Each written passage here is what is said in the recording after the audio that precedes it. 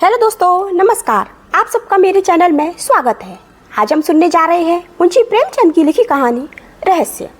विमल प्रकाश ने सेवा आश्रम के द्वार पर पहुंचकर जेब से रुमाल निकाला और बालों पर पड़ी हुई गर्द साफ की। फिर उसी रुमाल से जूतों की गर्द झाड़ी और अंदर दाखिल हुआ। सुबह को वो रोज टहलने जाता है और लौटती बार सेवा आश्रम की देखभाल भी कर लेता है। वह इस आश्रम का बानी भी है और संचालक की। सेवा आश्रम का काम शुरू हो गया था। अध्यापिकाएं लड़कियों को पढ़ा रही थीं। माली फूलों की क्यारियों में पानी दे रहा था और एक दर्जे की लड़कियां हरी हरी घास पर दौड़ लगा रही थी। विमल को लड़कियों की सेहत का बड़ा ख्याल है। विमल एक क्षण वहीं खड़ा प्रसन्न मन से लड़कियों की बाल क्रीड़ा देखता रहा, फिर आकर दफ्तर में बैठ गया। क्लर्क ने कल की आई हुई डाक उसके सामने रख दी। विमल ने सारे पत्र एक एक करके खोले और सरसरी तौर पर पढ़कर रख दिए। उसके मुख पर चिंता और निराशा का धूमिल रंग दौड़ गया। उसने धन के लिए समाचार पत्रों में जो अपील निकाली थी उसका कोई असर नहीं हुआ। कैसे यह संस्था चलेगी? लोग क्या इतने अनुदार हैं?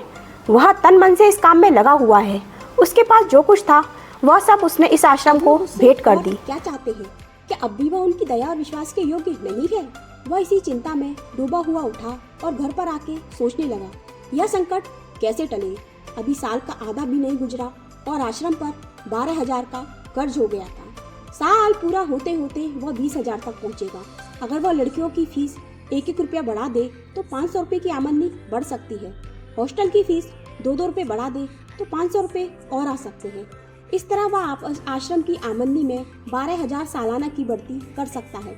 लेकिन फिर उसका वह आदर्श कहाँ रहेगा कि गरीबों की लड़कियों को नाममात्र फीस देकर ऊंची शिक्षा दी जाए? काश उसे ऐसी अध्यापकों की काफी तादाद मिल जाती जो केवल गुजारे पर काम करती। क्या इतने बड़े देश में ऐसी 10-20 पढ़ी लिखी देवियां भी नहीं हैं? उसने कई बार अखबारों में यह जरूरत छपवाई थी, मगर आज तक किसी ने जवाब न दिया। अब फीस बढ़ाने के सिवा और उसके लिए दूसरा कोई रास्ता न था। इसी वक्त उसके द्वार के सामने एक तांगा आकर रुक गया। महिला निकलकर आई। विमल ने कमरे से बाहर निकलकर उसका स्वागत किया। उन्हें अंदर ले जाकर एक कुर्सी पर बैठा दिया। देवी जी रूपवती तो न थी, पर उनके मुख पर शिष्टता और कुलीनता की आभा जरूर थी। औसत कद, कोमल गात, चंपाई रंग, प्रसन्न मुख, खूब बनी सबरी हुई, मगर उस बनाव सवार में भी जैसे अभाव की झलक थी। विमल के लिए यह कोई नई बात न थी। जब से उसने सेवा आश्रम खोला था, भले घरों की देवियां अक्सर उससे मिलने आती रहती थी। देवी जी ने कुर्सी पर बैठते हुए कहा, पहले अपना नाम बता दो। मुझे मंजुला कहते हैं। मैंने कुछ दिन हुए लीडर में आपकी नोटिस देखी थी और उसी प्रयोजन से आपकी सेवा में आई हूँ। यह तो आपसे मिलने का शौक बहुत दिनों से था, पर कोई अवसर न निकाल पाती थी और बरबस आकर आपका कीमती समय नष्ट न करना चाहती थी। आपने जिस त्याग और तन्मयता से नारियों की सेवा की है, उसने आपके प्रति मेरे मन में इतनी श्रद्धा पैदा कर दी है कि मैं उसे प्रकट करूं तो शायद आप खुशामद समझें। मेरे मन में भी इसी तरह की सेवा की इच्छा बहुत दिनों से है, पर जितना सोचती हूँ उतना कर नहीं सकती। आपके प्रोत्साहन से संभव है कि मैं भी कुछ कर सकूं। विमल मौन सेवकों में था। अपनी प्रशंसा उसके लिए सबसे कठिन परीक्षा थी। उसकी ठीक वही दशा हो रही थी जैसे कोई पानी में डुबकियां खा रहा हो। वह खुद किसी के मुंह पर अपनी तारीफ न करता था, इसलिए तारीफ के भूखे उसे तंग दिल समझते थे। वह पीठ के पीछे तारीफ करता था। हाँ, बुराइयां वह मुंह पर करता और दूसरों से भी यही आशा रखता था। उसने अपना उखड़ा हुआ पांव जमाते हुए कहा, यह तो बहुत अच्छी बात होगी। आप शौक से आए। सेवा आश्रम की दशा तो आपको मालूम होगी। मैं इस इरादे से यहाँ नहीं आई हूँ। यह मैं पहले ही समझ गया था। मेरी यह आशा न थी। यूँ ही कह दिया। अच्छा, आपका मकान यही है? मंजुला देवी का घर लखनऊ में है। जालंधर के कन्या विश्वविद्यालय में शिक्षा पाई है। अंग्रेजी में अच्छी लियाकत है। घर के काम धंधे में भी कुशल है और सबसे बड़ी बात यह है कि उनके हृदय में सेवा का उत्साह है। अगर ऐसी स्त्री सेवा आश्रम का भार अपने ऊपर ले ले तो क्या कहना। मगर विमल के मन में एक प्रश्न उठा। पूछा, आपके पति भी आपके साथ रहेंगे? साधारणतः सवाल था, मगर मंजुला को नागवार लगा। बोली, जी नहीं, वह अपने घर रहेंगे। वह एक बैंक में नौकर है और अच्छा वेतन पाते हैं। विमल के मन का प्रश्न अब और भी जटिल हो गया। जो आदमी अच्छा वेतन पाता है, उसकी पत्नी क्यों उससे अलग काशी में रहना चाहती है? केवल इतना मुंह से निकला, अच्छा। मंजुला ने शायद उसके मन के भाव को ताड़कर कहा, आपको यह कुछ अनोखी सी बात लगती होगी, लेकिन क्या आपके ख्याल में शादी का आशय यह है कि स्त्री को पुरुष के दामन में छिपा रहना चाहिए? विमल ने जोश के साथ कहा, हरगिज नहीं। जब मैं अपनी जरूरतों को घटाकर सिफर तक पहुंच सकती हूँ तो किसी पर भार क्यों बनूं? बेशक हम दोनों में मतभेद है और उसके अनेक कारण हैं। मैं भक्ति और पूजा को मानव जीवन का सत्य समझती हूँ और वह इसे लाचार समझते हैं। यहाँ तक कि ईश्वर में भी उनका विश्वास नहीं है। मैं हिंदू संस्कृति को सबसे ऊंचा समझती हूँ और उन्हें हमारी संस्कृति में ऐब ही ऐब नजर आते हैं। ऐसे आदमी के साथ मेरा निभाव कैसे हो सकता है? विमल खुद भक्ति और पूजा को ढोंग समझते थे और इतनी सी बात पर किसी स्त्री का पुरुष से अलग हो जाना उनकी समझ में ना आया। उन्हें ऐसी कई मिसालें याद थी जहाँ स्त्रियों ने पति के विधर्मी हो जाने पर भी अपने व्रत का पालन किया। इस समस्या का व्यवहारिक अंग ही उनके सामने था। पूछा, उन्हें कोई आपत्ति तो न होगी? मंजुला ने गर्व से कहा, मैं ऐसी आपत्तियों की परवाह नहीं करती। अगर पुरुष स्वतंत्र है तो स्त्री भी स्वतंत्र है। फिर उसने नर्म होकर करुण स्वर में कहा, यूँ कहिए कि हम और वह 3 साल से अलग रहते हैं। रहते हम एक ही मकान में हैं, लेकिन बोलते नहीं। जब कभी वह बीमार पड़े हैं मैंने उनकी तामीरदारी की है। उन पर कोई संकट आया है तो मैंने उसे सच्ची सहानुभूति की है। लेकिन मैं मर भी जाऊं तो उन्हें दुख न होगा। वह खुशी होंगे कि गला छूट गया। वह मेरा पालन पोषण करते हैं, इसलिए। उसका गला भर आया था।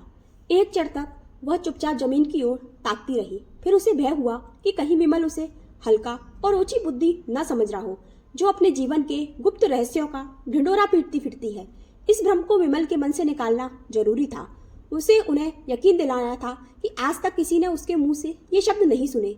यहाँ तक कि उसने अपने मन की व्यथा कभी अपनी माता से भी नहीं कही। विमल वह पहले व्यक्ति है जिनसे उसने ये बातें कहने का साहस किया है और इसका कारण यही है कि वह जानती है उनके दिल में दर्द है और एक स्त्री की व्यवस्था का अंदाजा कर सकते हैं। विमल ने लजाते हुए यह कहा, यह आपकी कृपा है जो आपके मेरे बारे में ऐसे ख्याल हैं। और उनके मन में मंजुला के प्रति श्रद्धा उत्पन्न हुई। बहुत दिनों के बाद उसे एक देवी नजर आई जो सिद्धांत के लिए इतना साहस कर सकती है। वह खुद मन ही मन समाज से विद्रोह करता रहता था। सेवा आश्रम भी उसके मानसिक विद्रोह का ही फल था। ऐसी स्त्री के हाथों में वह सेवा आश्रम बड़ी खुशी से सौंप देगा। मंजुला इसके लिए तैयार होकर आई थी। मंजुला के जीवन में आत्मदान की मात्रा ही ज्यादा थी। देह को वह इस भावना की पूर्ति का साधन मात्र समझती थी। दुनिया की बड़ी से बड़ी विभूति भी उसे शांति न दे सकती थी। मिस्टर मेहरा से उसे केवल इसलिए अरुचि थी कि वह भी साधारण प्राणियों की भांति भोग विलास के प्रेमी थे। जीवन उनके लिए इच्छाओं में बहने का नाम था। स्वार्थ की सिद्धि में नीति या धर्म की बाधा उनके लिए असह्य थी। अगर उनमें कुछ उदारता होती और मंजुला से मतभेद होने पर भी वह उसकी भावनाओं का आदर करते और कम से कम मुख से ही सही उसमें सहयोग करते तो मंजुला का जीवन सुखी होता। पर उस भले आदमी को पत्नी से जरा भी सहानुभूति न थी और वह हर एक अवसर पर उसके मार्ग में आकर खड़े हो जाते थे और मंजुला मन ही मन सिमट कर रह जाती थी। यहाँ तक कि उसकी भावनाएं विकास का मार्ग न पाकर टेढ़े मेढ़े रास्तों पर जाने लगी। अगर वह इस अभाव को कला का रूप दे सकती तो उसकी आत्मा को उसमें शांति मिलती। जीवन में जो कुछ न मिला उसमें कला पाकर वह प्रसन्न होती, मगर उसमें वह प्रतिभा व रचना शक्ति न थी और उसकी आत्मा पिंजड़े में बंद पंछी की भांति हमेशा बेचैन रहती। उसका अहम भाव इतना प्रचंड हो गया था कि वह जीवन से विरक्त होकर बैठ सकती थी। वह अपने अस्तित्व को स्वतंत्र और पृथक रखना चाहती थी। उसे इसमें गर्व और उल्लास होता था कि वह भी कुछ है। वह केवल इसी वृक्ष पर फैलने वाली और उसके सहारे जीवन पर लगने वाली बेल नहीं है। उसकी अपनी अलग हस्ती है, उसका अपना अलग कार्य क्षेत्र है। लेकिन यथार्थताओं को इस संसार में आकर उसे मालूम हुआ कि आत्मदान का जो आशय उसने समझ रखा था वह सरासर गलत था। सेवा आश्रम में ऐसे लोग अक्सर आते रहते थे जिनसे थोड़ी सी खुशामद करके बहुत कुछ सहायता ली जा सकती थी। लेकिन मंजुला का आत्माभिमान खुशामद कर किसी तरह राजी न होता। उसके यशगान से भरे हुए अभिनंदन पत्र पढ़ना, उनके भवनों पर जाकर उन्हें सेवा आश्रम के मुआयने का न्योता देना या रेलवे स्टेशन पर जाकर उनका स्वागत करना, ये ऐसे काम थे जिनसे उसे हार्दिक घृणा होती थी। लेकिन सेवा आश्रम के संचालन का भार उस पर था और उसे अपने मन को दबाकर और कर्तव्य का आदर्श सामने रखकर यह सारी जिम्मेदारियां करनी पड़ती थी। यद्यपि वह इन विद्रोही भावों को मकदूर पर छिपाती थी, पर जिस काम में मन न हो वहां उल्लास और उत्साह कहाँ से आए। जिन समझौतों से घबराकर वह भागी थी, वह यहाँ और भी विकृत रूप में उसका पीछा कर रहे थे। उसके मन में कटुता आती जाती थी और एकाग्र भाव सेवा की धुन मिटती जा रही थी। इसके विरुद्ध वह विमल को देखती थी कि उसके चेहरे पर कभी शिकन नहीं आती। वह हमेशा हास्यमुख, वही उत्सर्ग से भरा हुआ उदार, वही क्रियाशील तन्मय था। छोटे से छोटे काम के लिए हमेशा हाजिर। सेवा आश्रम की कोई कन्या या अध्यापिका बीमार पड़ जाए, विमल उसकी तीमारदारी के लिए मौजूद है। सहानुभूति का न जाने कितना बड़ा कोश उसके पास है, उसमें जरा भी क्षति नहीं आती। उसके मन में किसी प्रकार का संदेह या संशय नहीं है। उसने एक रास्ता पकड़ लिया है और उस पर कदम बढ़ाता चला जा रहा है। उसे विश्वास है कि इसी रास्ते से वह अपने ध्येय पर पहुंचेगा। राह में जो यात्री मिल जाते हैं उन्हें अपना संगी बना लेता है। जो कलेवा लेकर चला है वह संगियों को बांटकर खाने में आनंद पाता है। उसे नित्य परेशानियां उठानी पड़ती, खुशामदें करनी पड़ती हैं, अपमान सहने पड़ते हैं, अयोग्य व्यक्तियों के सामने सिर झुकाना पड़ता है, मगर उसकी ऐसी कोई भी भावना नहीं है जो उसे खराब लगती हो। अध्यापिकाएं अक्सर साधारण सी बातों पर शिकायतें करने लगती, कभी कभी रूठ जाती हैं और सेवा आश्रम से विदा हो जाना चाहती हैं। अगर धोबन ने कपड़े खराब धोए या कहारिन ने उनकी साड़ी में दाग डाल दिए या चौकीदार ने उनके कुत्ते को दुत्कार दिया या उनके कमरे में झाड़ू नहीं लगी या ग्वाले ने दूध में पानी मिला दिया, तो इसमें सेवा आश्रम के अधिकारियों का क्या दोष। मगर इन्हीं बातों का रोना गाना यहाँ मचा रहता था। दुनिया सिर पे उठा ली जाती और विमल सेवक की भांति अनुनय विनय करके उनका गुस्सा ठंडा करता है, उनकी घुड़कियां सुनता है और हंसकर रह जाता है। फल यह है कि अध्यापिकाओं की उस पर श्रद्धा होती जाती है और वह उसे अपना अफसर नहीं, अपना मित्र और बंधु समझती है। मगर मंजुला विमल से कुछ खिंची रहती है, कभी उससे कोई शिकायत नहीं करती, कभी उससे किसी मामले में सलाह नहीं लेती। यद्यपि वह दिल में समझती है कि जिस दुनियादारी को वह आत्मा का पतन कहकर उसे हेय समझती है, वह वास्तव में विकसित मानवता का ही रूप है। फिर भी अपने सिद्धांत प्रेम के अभिमान को तोड़ डालना उसके लिए कठिन है और इस अभिमान के होते हुए भी विमल की विशुद्ध निस्वार्थ व्यवहारिकता उसे जबरदस्ती अपनी ओर खींचती है। उसने साधारण मनुष्यों के विषय में अनुभव से मन में जो सीमाएं खींच ली थी, विमल उनसे ऊपर था।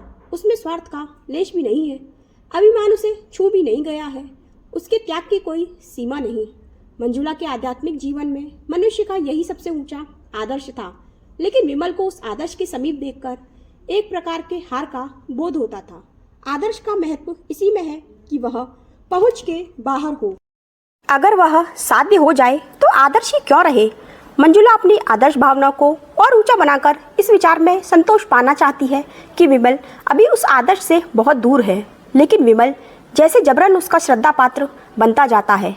वह अपने को प्रभाव में बहने से रोकने के लिए लकड़ी का सहारा लेती है, पर उसके पैरों के साथ वह लकड़ी भी उखड़ जाती है और वह फिर किसी दूसरी रोक की तलाश करने लगती है और अंत में उसे वह सहारा मिल जाता है।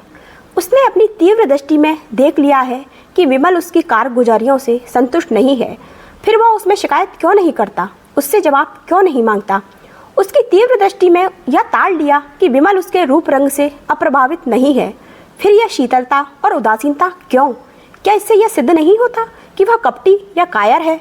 औरों से वह कितना खुलकर मिलता है, कितनी हमदर्दी से पेश आता है, तो मंजुला से वह क्यों दूर दूर रहता है, क्यों उससे ऊपरी मन से बातें करता है। वह पहले दिन का निष्कपट व्यवहार कहाँ गया? क्या वह यह दिखाना चाहता है कि मंजुला की उसे बिल्कुल परवाह नहीं, या उससे केवल इसीलिए नाराज है कि धनियों की चौखट पर सिर नहीं झुकाती? या खुशामद उसे मुबारक रहे, मंजुला सेवा करेगी पर अपने आत्मईमान को अछूता रखकर। एक दिन प्रातःकाल मंजुला बगीचे में टहल रही थी कि विमल ने आकर उसे प्रणाम किया और उसे सूचना दी कि सेवा आश्रम का वार्षिकोत्सव निकट आ रहा है, उसके लिए तैयारी करनी चाहिए। मंजुला ने उदासीन भाव से पूछा, यह जलसा तो हर साल ही होता है? विमल ने कहा, जी हाँ, हर साल, मगर अब की ज़्यादा समारोह से करने का विचार है। मेरे लिए जो कुछ हो सकता है वह मैं भी करूँगी, लेकिन आप जानते हैं कि मैं इस विषय में ज़्यादा निपुण नहीं हूँ। इसकी सफलता का सारा भार आप ही के ऊपर है। मेरे ऊपर? जी हाँ, आप चाहें तो यह आश्रम कहीं से कहीं पहुँच जाए, मेरे विषय में आपका अनुमान गलत है। विमल ने विश्वास भरे स्वर में कहा, मेरा अनुमान गलत है या आपका अनुमान गलत है, यह तो जल्द ही मालूम हुआ जाता है। आज यह पहली प्रेरणा थी जो विमल ने मंजुला से की। जिस दिन से उसने सेवा आश्रम उसके हाथ में सौंपा था, उस दिन से कभी इस विषय में कोई आदेश न दिया था। उसे कभी एहसास ही न हुआ। मुलाकातों में इधर उधर की बातें होकर रह जाती। शायद विमल समझता था कि मंजुला ने जो त्याग किया है वह काफ़ी से ज़्यादा है और उस पर अब और बोझ डालना जुल्म होगा। या शायद वह देख रहा था कि मंजुला का मन इस संस्था में रम जाए तो कुछ कहे। आज जो उसने विनय और आग्रह से भरा हुआ यह आदेश दिया तो मंजुला में एक नई स्फूर्ति दौड़ आई। सेवा आश्रम से ऐसा निजत्व उसे कभी न हुआ था। विमल से उसे जो दुर्भावनाएं थी वह सब काई की तरह फट गई और वह पूर्ण तन्मयता के साथ तैयारियों में लग गई। अब तक वह क्यों आश्रम से इतनी उदासीन रही थी, इस पर उसे आश्चर्य होने लगा। एक सप्ताह तक वह रात दिन मेहमानों के आदर सत्कार में व्यस्त रही। खाने तक की फुर्सत न मिलती। दोपहर का खाना तीसरे पहर मिलता। कोई मेहमान किसी गाड़ी से आता और कभी कोई स्टेशन जाना पड़ता। उस पर तरह तरह के कर्तव्यों का रिहर्सल भी कराना पड़ता। अपने भाषण की तैयारी अलग। इस साधना का पुरस्कार तो मिला कि जलसा हर एक दृष्टि से सफल रहा और कई हजार की रकम चंदे में मिल गई। मगर जिस दिन मेहमान रुखसत हुए उसी दिन मंजुला को नए मेहमान का स्वागत करना पड़ा, जिसने 3 दिन तक उसे सिर न उठाने दिया। ऐसा बुखार उसे कभी ना आया था। 3 ही दिन में ऐसी हो गई जैसे बरसों की बीमार हो। विमल भी दौड़ धूप में लगा हुआ था। पहले तो कई दिन पंडाल बनवाने और मेहमानों की दावत का इंतजाम करने में लगा रहा। जलसा खत्म हो जाने पर जहाँ जहाँ से जो सामान आए थे उन्हें सहेज सहेज कर लौटाने की पड़ गई। मंजुला को धन्यवाद देने भी ना आ सका। किसी ने कहा जरूर कि देवी जी बीमार हैं, मगर उसने समझा थकान से कुछ हसरत हो गई होगी, ज़्यादा परवाह न की। लेकिन चौथे दिन खबर मिली कि बुखार अभी तक उतरा नहीं, बड़े जोर का है। तो वह बदहवास दौड़ा हुआ आया और अपराध बोध से उसके सामने खड़ा होकर बोला, अब कैसी तबीयत है? आपने मुझे बुला क्यों न लिया? मंजुला को ऐसा जान पड़ा कि जैसे एकाएक बुखार हल्का हो गया है। सिर का दर्द भी कुछ शांत हुआ जान पड़ा। लेटे लेटे विवश आंखों से ताकती हुई बोली, बैठ जाइए, आप खड़े क्यों हैं? फिर मुझे भी उठना पड़ेगा। विमल ने इस भाव से देखा मानो उसका बस होता तो यह सारा ताप और दर्द खुद ले लेता। फिर आग्रह से बोला, नहीं नहीं, आप लेटी रहें, मैं बैठ जाता हूँ। इसका अपराधी मैं ही हूँ। मैंने ही आपको इस जहमत में डाला, मुझे क्षमा कीजिए। मैंने आपसे वह काम लिया जो मुझे खुद करना चाहिए था। मैं अभी जाकर डॉक्टर को बुला लाता हूँ। क्या कहूँ, मुझे जरा भी खबर न हुई। फिजूल के कामों में ऐसा फंसा रहा। और उसने पीठ फेरी ही थी कि मंजुला ने हाथ उठाकर मना करते हुए कहा, नहीं नहीं, डॉक्टर की कोई ज़रूरत नहीं। आप जरा भी परेशान न हो, मैं बिल्कुल अच्छी हूँ, कल तक उठ बैठूंगी। उसके मन में और कितनी ही बातें उठी, मगर उसने होठ बंद कर लिए। इस आवेश में वह न जाने क्या क्या बक जाएगी। अभी तक विमल ने शायद उसे देवी समझकर उसके सामने सिर झुकाया है, उससे दूर अवश्य रहा है, मगर इसलिए नहीं कि वह समीप आना नहीं चाहता, बल्कि इसलिए कि अपनी सरलता में, अपनी साधना में उसके समीप आने में झिझकता है कि कहीं देवी को नागवार न गुजरे। विमल ने अपने मन में जिस ऊंचे आसन पर बिठा दिया है वो उससे नीचे वह ना आएगी। विमल को मालूम नहीं वह कितना सात्विक, कितना विशाल आत्मा पुरुष है। ऐसे आदमी की स्मृति में हमेशा के लिए एक आकाश में उड़ने वाली निष्कलंक, निष्कपट सती की धुंधली छाया छोड़ जाना कितना बड़ा मोह है। उसने विनोद भाव से कहा, हाँ क्यों नहीं, क्योंकि आप तो मनुष्य हैं और मैं काठ की पुतली। नहीं, आप देवी हैं, नहीं एक नादान औरत। आपने जो कुछ कर दिखाया वह मैं 100 जन्म लेकर भी नहीं कर सकता था। उसका कारण भी आपने सोचा? यह स्त्री की विजय नहीं, उसकी हार है। अगर इन दोषों के साथ मैं स्त्री ना होकर पुरुष होती तो शायद उसकी चौथाई सफलता भी ना मिलती। यह मेरी जीत नहीं, मेरे नारीत्व की जीत है।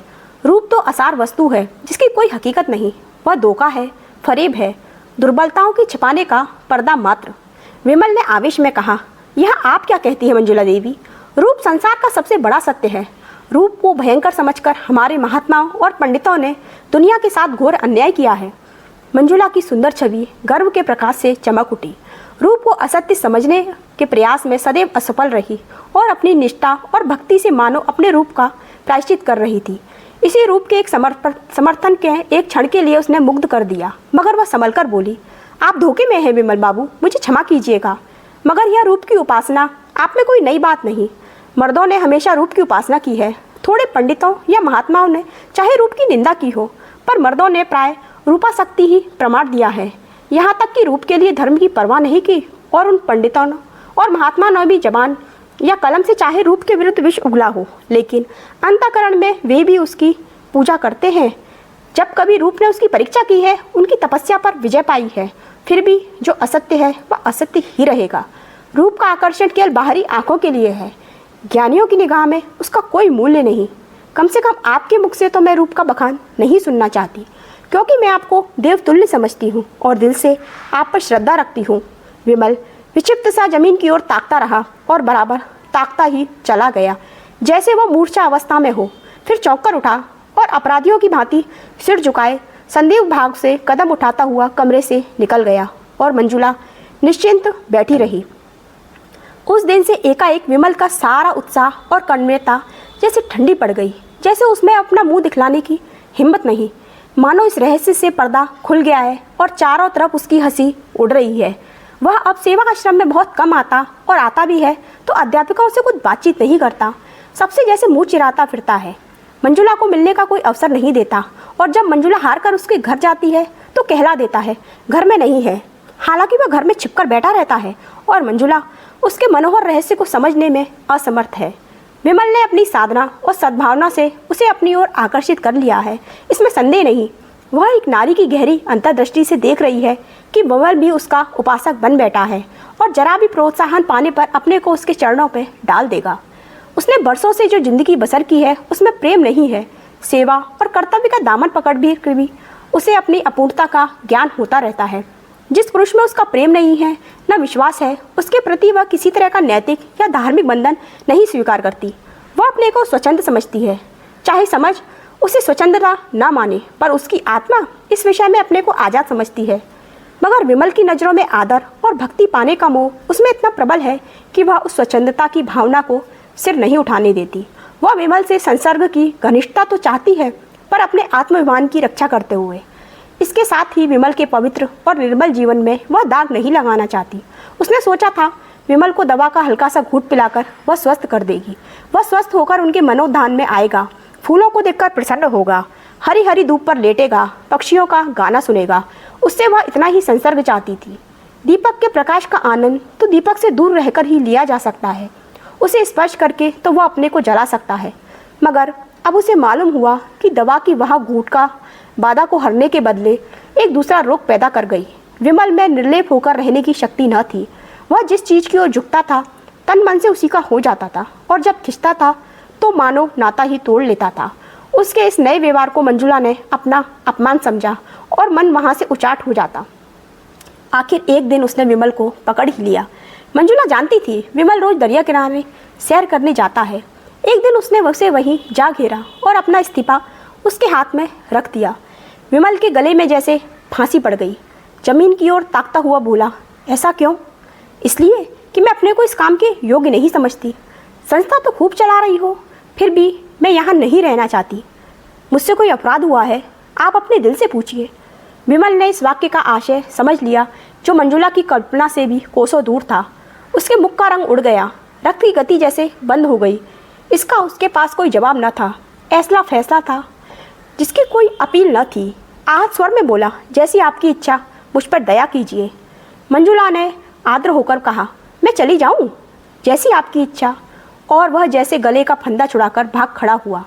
मंजुला करुण नेत्रों से उसे देखती रही, मानो उसके सामने कोई नौका डूबी जा रही हो। चाबुक खाकर विमल फिर सेवा आश्रम की गाड़ी में जुट गया। कह दिया गया मंजुला देवी के पति बीमार थे, चली गई। कामकाजी आदमी प्रेम का रोग नहीं पालता। उसे कविता करने और प्रेम पत्र लिखने और ठंडी आहें भरने की कहाँ फुर्सत। उसके सामने तो कर्तव्य है, प्रगति की इच्छा है, आदर्श है। विमल भी काम धंधे में लग गया। हाँ, कभी कभी एकांत में मंजुला की याद आ जाती तो लज्जा से उसका मस्तक आप ही झुक जाता। उसे हमेशा के लिए सबक मिल गया था। ऐसी सती साध्वी के प्रति उसने कितनी बेहूदगी की। 3 साल गुजर गए थे। गर्मियों के दिन थे। विमल अब की मंसूरी की सैर करने गया हुआ था और एक होटल में ठहरा था। एक दिन बस स्टैंड के समीप खड़ा बैंड सुन रहा था कि बगल की एक बेंच पर मंजुला बैठी नजर आई, आभूषणों और रंगों से जगमगाती हुई। उसके पास ही एक युवक कोट पैंट पहने बैठा हुआ था। दोनों मुस्कुरा कर बातें कर रहे थे। दोनों के चेहरे खिले, दोनों प्रेम के नशे में मस्त।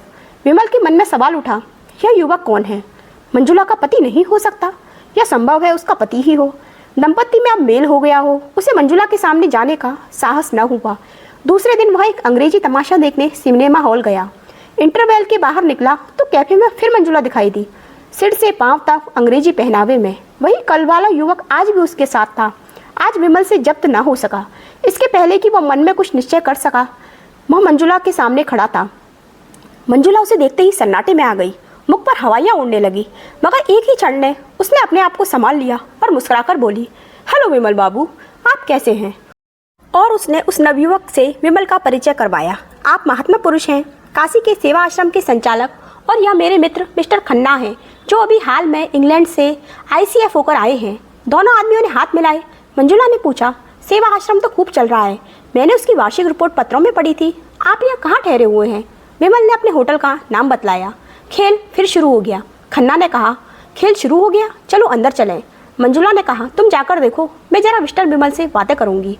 खन्ना ने विमल को जलती हुई आंखों से देखा और अकड़ता हुआ अंदर चला गया। मंजुला और विमल बाहर आकर हरी हरी घास पर बैठ गए।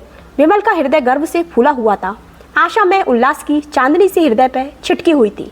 मंजुला ने गंभीर स्वर में पूछा, आपको मेरी याद काहे की आई होगी? कई बार इच्छा हुई कि आपको पत्र लिखूं, लेकिन संकोच के मारे न लिख सकी। आप मजे में तो हैं। विमल को उसका यह उलाहना बुरा लगा। कहा, अभी हास्य विनोद में मग्न थी, कहाँ उसे देखते ही गंभीरता की पुतली बन गई। रूह के स्वर में बोला, हाँ बहुत अच्छी तरह था, आप तो आराम से थी। मंजुला आर्द्र कंठ स्वर से बोली, मेरे भाग्य में तो आराम लिखा ही नहीं मिस्टर विमल। पिछले साल पति का देहांत हो गया। उन्होंने जितनी जायदाद छोड़ी उससे ज़्यादा कर्ज छोड़ा। इन्हीं उलझनों में पड़ी रही, स्वास्थ्य भी बिगड़ गया। डॉक्टरों ने पहाड़ पर रहने की सलाह दी, तब से यहीं पड़ी हुई हूँ। आपने मुझे खत तक ना लिखा। आपके सिर यूँ ही कम बोझ है कि मैं अपनी चिंताओं का एक भार भी रख देती। फिर भी एक मित्र के नाते मुझे खबर तो देनी ही थी। मंजुला ने स्वर में श्रद्धा भरकर कहा, आपका काम इन झगड़ों में पड़ना नहीं है विमल बाबू। आपको ईश्वर ने सेवा और त्याग के लिए रचा है, वही आपका क्षेत्र है। मैं जानती हूँ आपकी मुझ पर दया दृष्टि है, मैं कह नहीं सकती मेरी नज़रों में उसका कितना मूल्य है। जिसे कभी दया और प्रेम न मिला हो, वह इनकी ओर लपके तो क्षमा के योग्य है। आप समझ सकते हैं उनका परित्याग करके मैंने कितनी बड़ी कुर्बानी की है, मगर मैंने इसी को अपना कर्तव्य समझा। मैं सब कुछ सह लूँगी, पर आपको देवत्व के ऊंचे आसन से नीचे न गिराऊंगी। आप ज्ञानी हैं, संसार के सुख कितने अनित्य हैं आप खूब जानते हैं। इनके प्रलोभन में ना आइए। आप मनुष्य हैं, आप में भी इच्छाएं हैं, वासनाएं हैं, लेकिन इच्छाओं पर विजय पाकर ही आपने यह ऊंचा पद पाया है। उसकी रक्षा कीजिए और आध्यात्म ही आपकी मदद कर सकता है। उसकी साधना से आपका जीवन सात्विक होगा और मन पवित्र होगा। विमल ने अभी अभी मंजुला को आमोद प्रमोद में क्रीड़ा करते देखा था। खन्ना के साथ उसका संबंध किस तरह का है यह भी वह समझ रहा था। फिर भी इस उपदेश में उसे सच्ची सहानुभूति का संदेश मिला। विलासिनी मंजुला उसे देवी के रूप में नजर आई। उसके भीतर का अहंकार उसकी लोलुपता से बलवान था। सद्भावना से भरकर बोला, देवी जी, आपने जिन शब्दों से मेरा सम्मान किया है उनके लिए आपका एहसानमंद हूँ। कहिए, मैं आपकी क्या सेवा कर सकता हूँ?